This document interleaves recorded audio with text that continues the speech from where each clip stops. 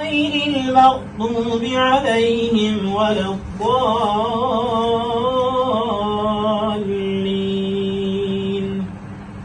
الحمد لله فاطر السماوات والأرض جاعل الملائكة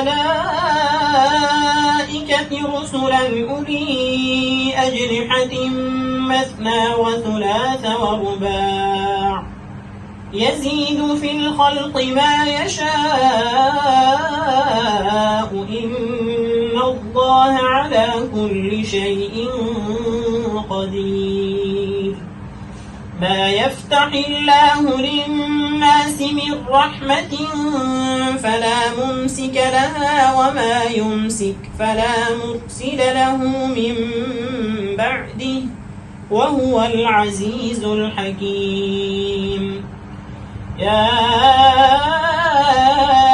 أيها الناس اذكروا نعمة الله عليكم هل من خالق غير الله يرزقكم من السماء والأرض لا